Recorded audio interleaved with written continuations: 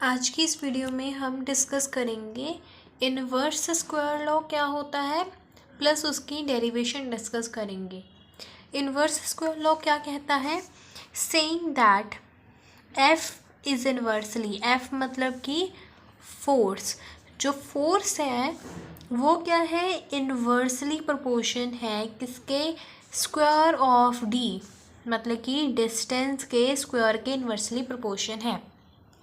मान लेते हैं कि जो एफ है वो 6 टाइम्स इंक्रीज़ कर जाता है, 6 टाइम्स बढ़ जाता है, 6 टाइम्स ये इंक्रीज़ हुआ है तो हमारा फोर्स क्या हो जाएगा, 6 का स्क्वायर 36। अब ये इंक्रीज़ हुआ है तो ये 1/36 टाइम्स फोर्स डिक्रीज़ हो जाएगा। ठीक है, अब देखो मान लो अगर यहाँ पे 7 आ जाए तो एफ जो है वो 1/7 टाइम्स इंक्रीज़ हुआ है तो एफ डिक्रीज़ होगा कितने टाइम्स, एफ इंटू 1, 7 का स्क्वायर 49 टाइम्स। ये अगर इंक्रीज़ हुआ है तो ऑफकोर्स इन्वर्सली प्रोपोर्शन है तो फोर्स डिक्रीज़ होगा। अब इसकी डेरिवेशन करते हैं। डेरिवेशन के लिए क्या करना पड़ेगा,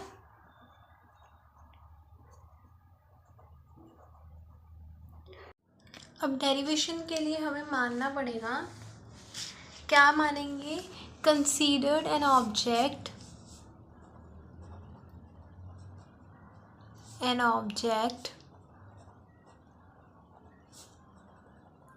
moving in a circular path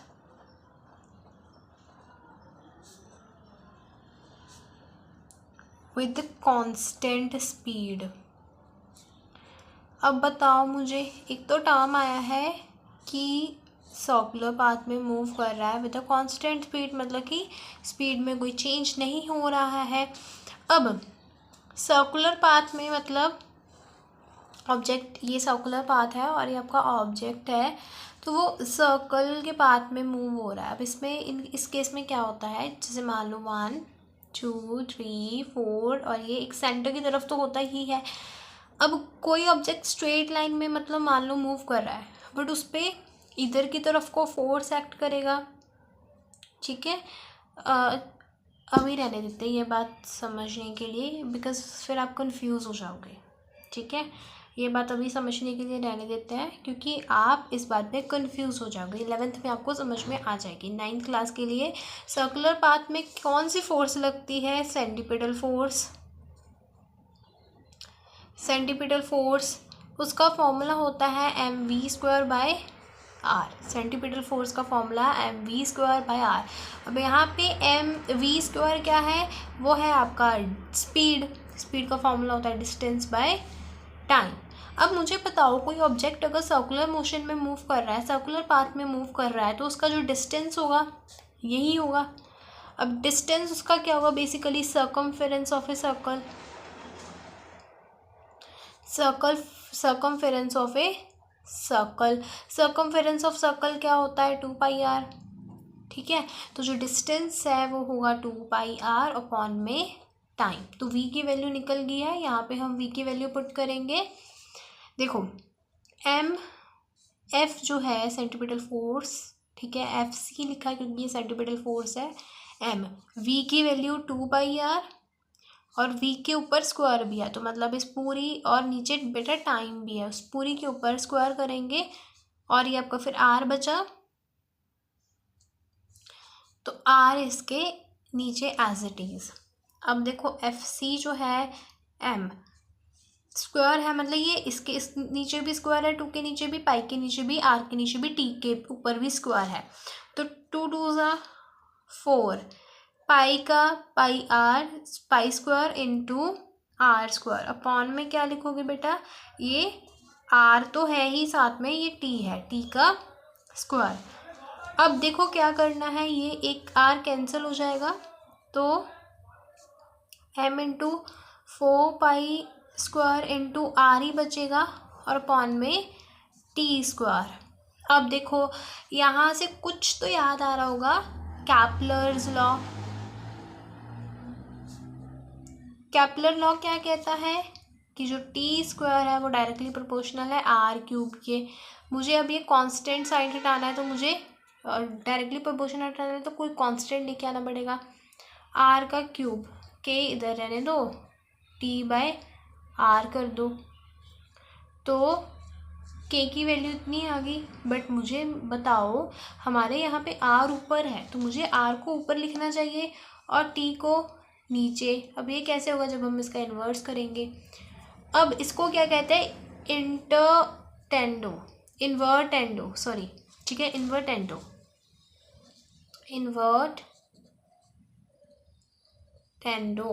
ठीक है, इसको कहते हैं। ये मतलब इस तरह से हम कर सकते हैं, ठीक है। अब आप बताओ कि अगर मैं मल्टीप्लाई भी करूं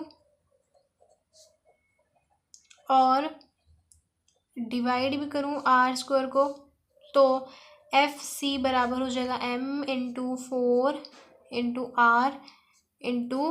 आर टी स्क्वायर। इसको ब्रैकेट में लिख देते हैं। इसको मल्टीप्लाई करना आर स्क्वायर से।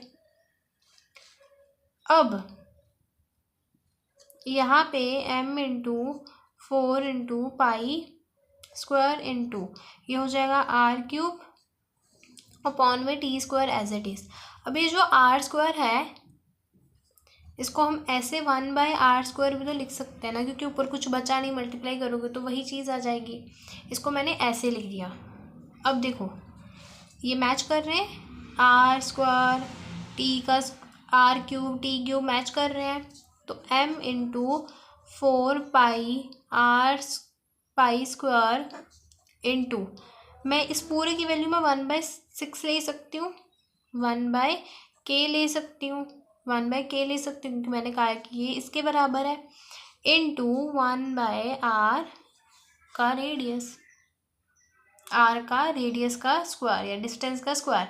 अब मुझे बताओ मास भी कांस्टेंट रहता है, 4 एक कांस्टेंट है, पाई की वैल्यू 22/7 है, वो भी कांस्टेंट है।